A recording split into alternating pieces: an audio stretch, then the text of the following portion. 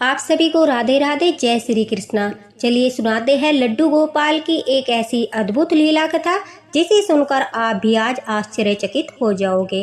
दोस्तों, यह लीला कथाएं जो हम शेयर करते हैं तो इनसे आप लोगों का मार्गदर्शन होता है। यह ठाकुर जी का ही आशीर्वाद है, उनकी ही मर्जी है कि इस तरह की लीला कथाएं हमारे साथ शेयर की जाती है, जिससे आपके जीवन में आने वाली परिस्थितियों से आप बाहर निकल सकते हैं, अपने भक्ति मार्ग को जो है अच्छे से चला सकते हैं। इन लीला कथाओं से आप लोगों का मार्गदर्शन होता है और कभी कभी हमारे जीवन में जो धर्म संकट आते हैं उन सब का भी ज्ञान हम लोगों को इन लीला कथाओं से मिलता है। आज की यह लीला कथा कानपुर से सुमन जी ने हमारे साथ शेयर की है। सुमन जी की फैमिली में उनके 2 बेटे हैं, उनके सास ससुर और उनके हस्बैंड। उनकी एक बेटी है, उनकी बेटी की शादी हो चुकी है और उनके दोनों बेटों की जो है अच्छी जॉब लग गई है। ठाकुर जी की कृपा पूरे परिवार पर बनी हुई है। सुमन जी जो है पिछले 30 सालों से लड्डू गोपाल की सेवा कर रही है और ठाकुर जी की कृपा से उनके घर में सभी लोग जो है ठाकुर जी में विश्वास रखते हैं, पूरी श्रद्धा भाव रखते हैं और उनकी सेवा भी करते हैं। उनकी सास भी धार्मिक प्रवृत्ति की है, रोज गीता का पाठ करती है। उनके ससुर जी जो है वो भी जब उनकी सास गीता के पाठ करती है तो बड़े ध्यान से सुनते हैं। मतलब पूरी फैमिली जो है वो धार्मिक प्रवृत्ति की है। अब सुमन जी ने अपने बड़े बेटे की शादी के बारे में सोचा। जैसे ही घर में बात चली तो सुमन जी के बेटे ने बताया कि वह अपनी कंपनी में ही काम करने वाली एक लड़की जो है शिवांगी, उसे पसंद करता है।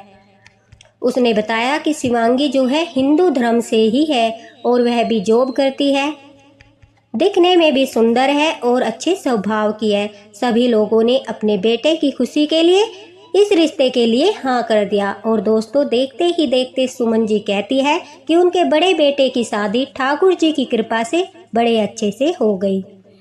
अब शिवांगी घर में दुल्हन बनकर आती है तो सुमन जी अपनी नई बहू के हाथों से ठाकुर जी की जो है सेवा कराती है। जब उन्हें भोग लगाना होता है तब शिवांगी के हाथों से लगवाती है, उनकी आरती करनी होती है तो शिवांगी के हाथों से कराती है।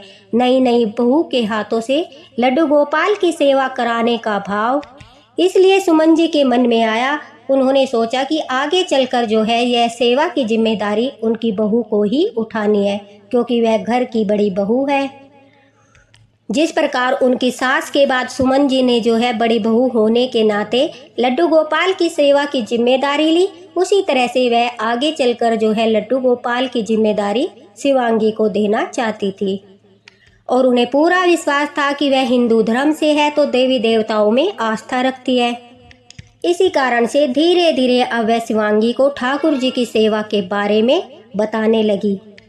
उनका यही उद्देश्य था कि धीरे धीरे शिवांगी जो है ठाकुर जी की सारी सेवा के बारे में जान जाए। अब शादी को 2-3 महीने हो चुके थे तो सुमन जी कहती है कि उनकी बहू ने कंपनी दोबारा से ज्वाइन करने की बात की। यह बात पहले ही खोल दी गई थी कि शादी के बाद भी वह अपनी जॉब जो है कंटिन्यू रखेगी और सुमन जी और उनकी फैमिली को इस बात से कोई ऐतराज़ नहीं था, क्योंकि आजकल सभी बच्चे पढ़ाई करते हैं, कोर्स करते हैं और फिर अपने पैरों पर खड़े होते हैं। तो उनके परिवार में किसी को भी ऐतराज़ नहीं था कि उनके घर की बहू जॉब करती है, बल्कि वह तो खुश थे कि दोनों बेटा बहू साथ ऑफिस जाएंगे, साथ लौट कर आएंगे। तो यह तो अच्छी बात है कि उनकी बहू भी जो है जॉब करती है।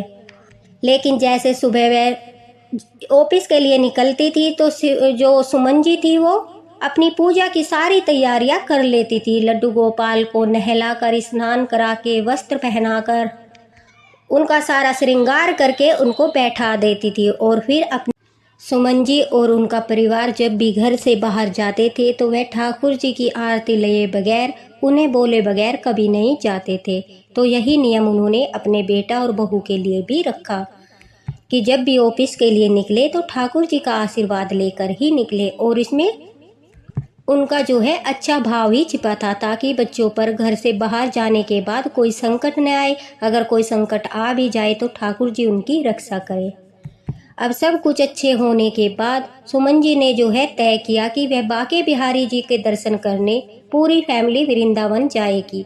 वहाँ ठाकुर जी का जो है धन्यवाद करके आएंगे कि सब कुछ अच्छे से निपट गया।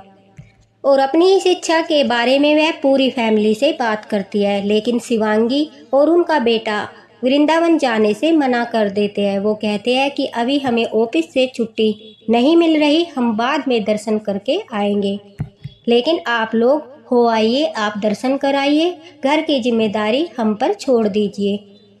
अब सुमन जी को यह भी सही लगा कि चलो बेटा बहू जो है बाद में दर्शन कराएंगे, और सुमन जी अपने छोटे बेटे, अपने सास ससुर और हस्बैंड के साथ वृंदावन के लिए निकल गई। इस बार वह लड्डू गोपाल को साथ लेकर नहीं गई, क्योंकि वृंदावन में काफ़ी भीड़ थी, तो वह मानसिक रूप से ही उन्हें अपने साथ लेकर गई। उन्होंने सोचा कि मैंने शिवांगी को सारी उनकी सेवा नियम समझा दिया है, तो वह अच्छे से लड्डू गोपाल का ख्याल रख लेगी। पहले कोई ध्यान रखने वाला नहीं था, इसलिए लड्डू गोपाल को हमें साथ लेकर जाना पड़ता था। अब सुमन जी के जाने के बाद उनकी बहू शिवांगी ने जो किया, जो घटना उनके घर पर घटी, उसे सुनकर आप लोगों का दिल भी दहल जाएगा।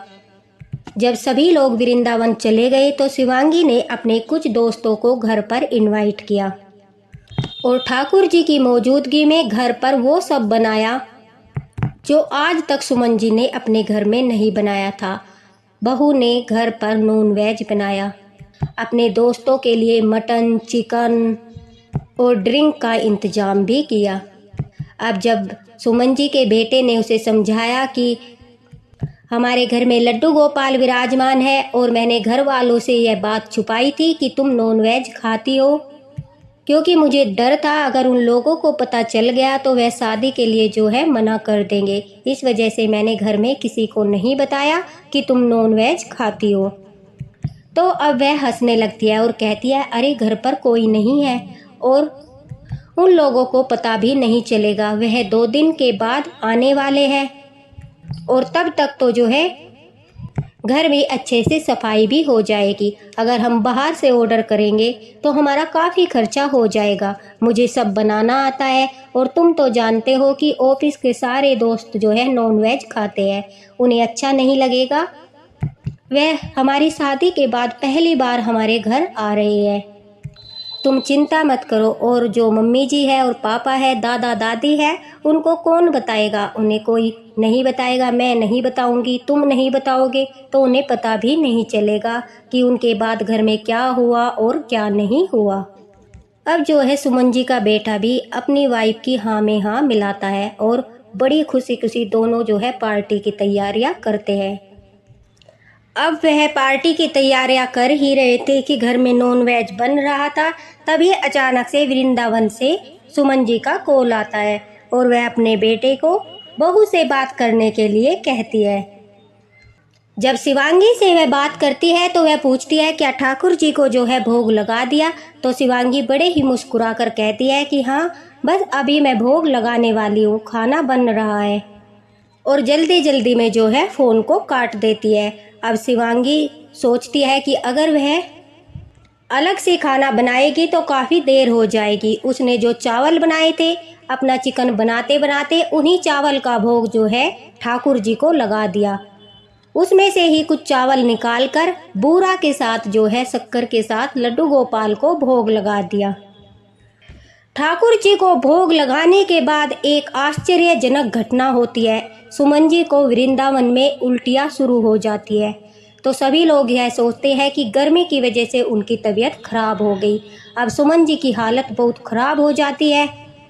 वह जैसे तैसे करके बांके बिहारी जी के दर्शन करते हैं, लेकिन सुमन जी का मन बिल्कुल भी नहीं लग रहा था। उनका मन बड़ा ही बेचैन हो रहा था, बार बार उन्हें उल्टियाँ लग रही थी, उनका सर दर्द हो रहा था, उनकी हालत इतनी खराब हो रही थी कि वह जो है निधिवन में भी बड़ी मुश्किल से दर्शन कर पाते हैं। अब उन लोगों का प्रोग्राम जो था उनका 2 दिन रुकने का था, लेकिन जो सुमन जी है उनकी तबीयत खराब होने की वजह से उन्होंने बिहारी जी के दर्शन किए, निधिवन में दर्शन किए और फिर कुछ देर आराम करके घर निकलने का प्रोग्राम बना लिया। अब सुमन जी कहती है कि जैसे ही उन्होंने वहाँ पर धर्मशाला में आराम करने के लिए कुछ देर एक रूम लिया, वहाँ पर उन्होंने आराम किया, तो जैसे ही उनकी आंख लगी तो एक आश्चर्यजनक घटना उनके साथ होती है। सुमन जी कहती है कि उन्हें सपने में उनका घर दिखाई देता है और उनके घर से जो है ठाकुर जी बाहर निकलते हुए दिखाई देते हैं। दरअसल उन्हें दिखाई देता है कि धोती कुर्ता पहने हुए एक 8 साल का बच्चा उनके घर के गेट से बाहर जा रहा है। सुमन जी उसे जोर जोर से आवाज़ लगा रही है, अरे लल्ला कहाँ जा रहे हो, अरे लल्ला कहाँ जा रहे हो। वह बच्चा पीछे मुड़कर देखता है और कहता है, मैया मैं वृंदावन जा रहा हूँ, मुझे यहाँ पर बहुत ही गंदी बदबू आ रही है, तुम घर में सफाई भी नहीं रखती, मैं यहाँ नहीं रुक सकता, मैं वृंदावन जा रहा हूँ। अब जो सुमन जी है वह दौड़कर उस बच्चे के पीछे जाती है और कहती है, नहीं लल्ला ऐसे नहीं जाते, मैया को छोड़कर नहीं जाते। तो वह बच्चा कहता है कि मैया पहले जा तू अंदर देख के आ, कितनी गंदगी हो रही है। तभी सुमन जी जो है अंदर अपने घर में प्रवेश करती है, तो उनकी वहाँ पर जो स्थिति थी घर की, उसे देखकर उनकी रूह कांप जाती है। उन्हें दिखाई देता है कि चारों तरफ कचरा फैला हुआ था, कहीं पर अंडे के छिलके पड़े थे, तो कहीं पर मुर्गियों के पंख पड़े थे, तो कहीं पर कुछ पड़ा था। और यह देखकर सुमन जी जो है चक्कर आकर गिर जाती है। अचानक से उनकी आंख खुलती है और वह सोचती है, अरे यह कैसा अनुभव था, यह कैसी अनुभूति थी, वृंदावन में आकर ऐसी अनुभूति, और मुझे लड्डू गोपाल घर से जाते हुए क्यों दिखाई दिए, कुछ न कुछ तो गड़बड़ अवश्य ही है। आज तक जब भी हम दर्शन करने आए हमारे साथ कभी भी ऐसा नहीं हुआ कि बांके बिहारी जी के दर्शन करके हमें आनंद की अनुभूति नहीं हुई। मेरी तबीयत खराब हो गई, ऊपर से यह ऐसा सपना आया कि जिसने मेरी रूह ही कांप गई है। अब सुमन जी अपने हस्बैंड और बेटे से कहती है कि मुझे जल्दी घर वापस ले चलो, हमें अभी घर जाना है, और कोई भी घर इस बात की सूचना नहीं देगा कि हम घर वापस आ रहे हैं, क्योंकि सुमन जी को कहीं न कहीं मन ही मन अनुभूति हो चुकी थी कि ठाकुर जी ने अगर उन्हें अनुभूति कराई है तो कुछ न कुछ गड़बड़ अवश्य है।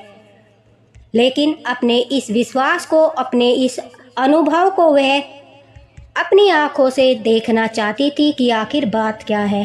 अब वह लोग शाम के 7 बज चुके थे, वहाँ से तुरंत ही घर के लिए निकल जाते हैं। वहाँ पर जो शिवांगी थी और उनका हस्बैंड था, उन्हें नहीं पता था कि घर वाले वापस आ रहे हैं। अब दोस्तों उधर उनके घर में उनके दोस्त आने शुरू हो जाते हैं। बड़ी ही खुशी के माहौल से शिवांगी अपने दोस्तों का वेलकम करती है। उनका बेटा जो है सुमन जी का, वह भी बड़ा खुश था कि उसके दोस्त घर आ रहे हैं, और वह सोच रहे थे कि घर वालों को क्या पता चलेगा, कौन बताएगा कि घर में क्या हुआ है और क्या नहीं। लड्डू गोपाल को तो वह एक मूर्ति मानते थे और उन्हें लगता था कि मूर्ति तो बोलती ही नहीं, वह तो कुछ बताती ही नहीं, फिर किसी को भी भनक तक नहीं लगेगी। लेकिन उन मूर्खों को क्या पता था, जहाँ ठाकुर जी विराजमान होते हैं वहाँ पर ऐसे कर्म नहीं होते। अगर ऐसे कर्म कोई करेगा तो ठाकुर जी जो है वहाँ एक पल भी नहीं रुकते। अब घर में पार्टी शुरू हो गई थी, म्यूजिक चल रहा था, खाना पीना हो रहा था, रात काफ़ी हो चुकी थी, यही रात के करीब 1 बज चुका था, लेकिन पार्टी अभी भी ज़ोरों शोरों से चल रही थी। सुमन जी, उनके हस्बैंड, उनका छोटा बेटा और उनके जो सास ससुर थे वो सभी घर पहुंच जाते हैं, और घर में लाइटिंग देखकर, म्यूजिक की आवाज़ सुनकर जो है हैरान हो जाते हैं कि हमारे घर पर क्या हो रहा है। सब जल्दी जल्दी से जो है अपने घर में जाते हैं और वहाँ जो माहौल देखते हैं उनके पैरों के नीचे से ज़मीन निकल जाती है।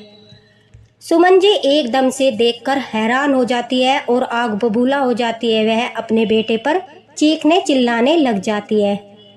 जब वह रसोई घर में जाती है, वहाँ पर देखती है कि वहाँ पर चिकन बना हुआ रखा है, मटन बना हुआ रखा है, वहाँ पर ड्रिंक की बोतल रखी है। इस तरह से देखकर उन्हें बड़ा ही दुख होता है और वह रोने लगती है। उनकी जो सास थी, उनके ससुर थे, वो सब भी अपने बेटे की इस हरकत पर काफ़ी नाराज़ होते हैं।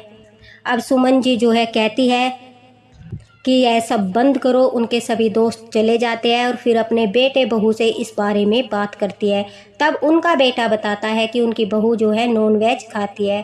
सुमन जी को इस बात का दुख नहीं था कि उनकी बहू नॉन वेज खाती थी, लेकिन उन्हें इस बात का दुख था कि उन लोगों ने यह बात सुमन जी से छुपाई और ऊपर से घर में इतना बड़ा अनर्थ कर दिया, इतना बड़ा घोर पाप कर दिया। वह अपने बेटे बहू को बताती है कि स्वयं ठाकुर जी ने उन्हें यह सब बताया है कि घर में क्या चल रहा है और उन्होंने यह लीला रची है कि हम स्वयं अपनी आंखों से आकर यह प्रमाण देख ले कि हमारे घर में ठाकुर जी की सेवा के साथ साथ क्या कुकर्म हो रहा है। ठाकुर जी कभी भी जो है अपने भक्तों को अंधेरे में नहीं रखते। वह बिल्कुल प्रमाण के साथ और बिल्कुल सत्यता के साथ सिद्ध करके दिखाते हैं, जिस तरह से सुमन जी को दिखाया कि उनके बेटे और बहू की क्या असलियत थी।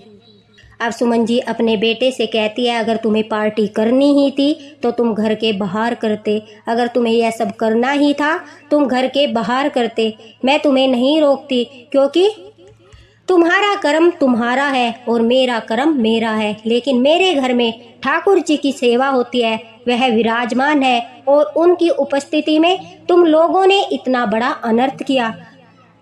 ऊपर से उसी भोजन से तुमने उन्हें भोग लगा दिया।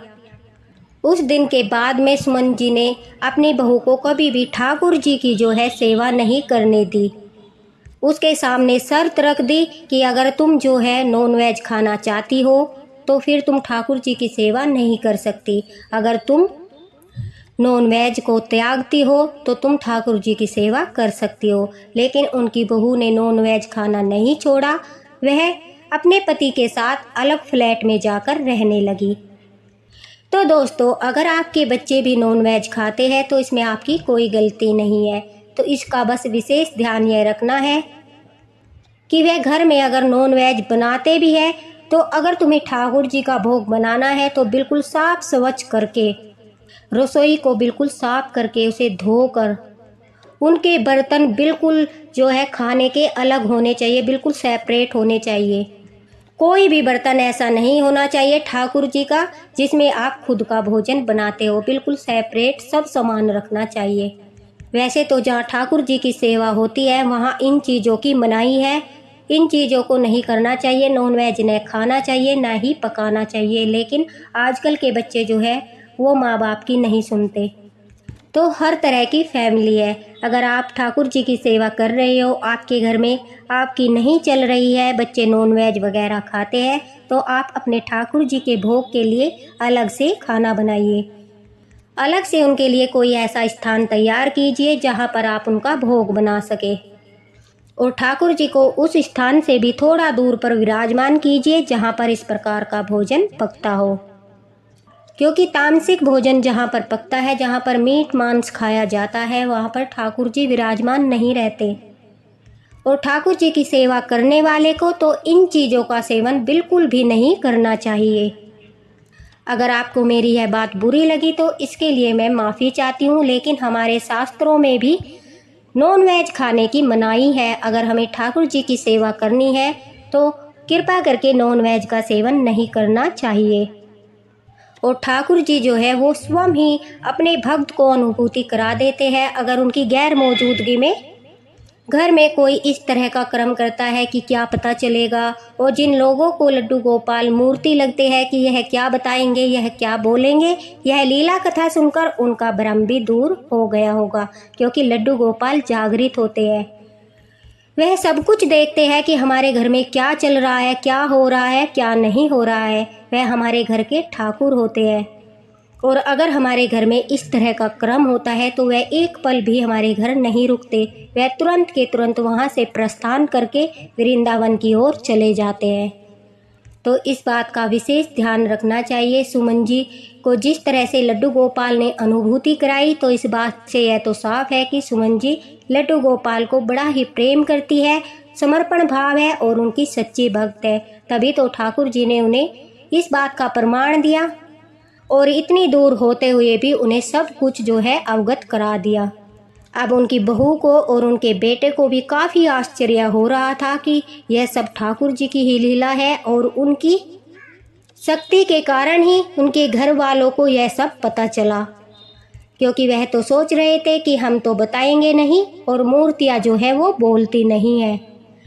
लेकिन कुछ लोग अपनी आदत से मजबूर होते हैं, इसलिए उनकी बहू नॉनवेज नहीं छोड़ पाई। अब सुमन जी के दूसरे बेटे की शादी हो चुकी है। उनकी छोटी बहू जो है वो बड़ी ही धार्मिक प्रवृत्ति की है और वह सात्विक भोजन करती है। लड्डू गोपाल की सेवा का सारा कार्यभार छोटी बहू ने ही संभाल रखा है और सुमन जी कहती है कि वह बड़ा ही खुश है।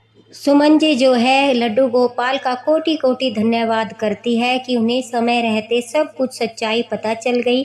ना जाने अनजाने में उनके घर पर यह अनर्थ होता रहता और उन्हें पता भी नहीं चलता। यह ठाकुर जी की कृपा है कि इतनी बड़ी सच्चाई उनकी आंखों के सामने आई और जो वह सोच रही थी लड्डू गोपाल की सेवा अपनी बहू को देना, उस पाप से भी वह मुक्त हो गई, क्योंकि वह कहती है कि अगर वह बड़ी बहू को लड्डू गोपाल की सेवा की जिम्मेदारी दे देती तो यह अच्छा नहीं होता, क्योंकि वह कभी नॉनवेज नहीं छोड़ती और जो नॉनवेज खाता है वह लड्डू गोपाल की सेवा के बारे में न तो जानता है और न ही भाव से उनकी सेवा कर पाता है, क्योंकि कहते हैं ना, जैसा अन्न वैसा मन। तो वह उनका भोग बनाती, घर में नॉनवेज भी बनाती, तो यह भी अच्छा नहीं होता। तो ठाकुर जी ने बहुत बड़े पाप से उन्हें बचा लिया है। वह ठाकुर जी का कोटि कोटि धन्यवाद करती है। इसी के साथ राधे राधे, हरे कृष्णा। अगर आपको यह लीला कथा पसंद आई हो तो इसे शेयर अवश्य करना, ताकि जो लड्डू गोपाल को मूर्ति मानते हैं और यह सोचते हैं कि आप घर में कुछ भी करोगे किसी को पता नहीं चलेगा, उन्हें भी यह पता चल जाए कि लड्डू गोपाल जो है सब कुछ देखते हैं और वह प्रमाण के साथ सत्य को उजागर भी करते हैं। राधे राधे। ठाकुर जी की कृपा आप पर बनी रहे। हरे कृष्णा।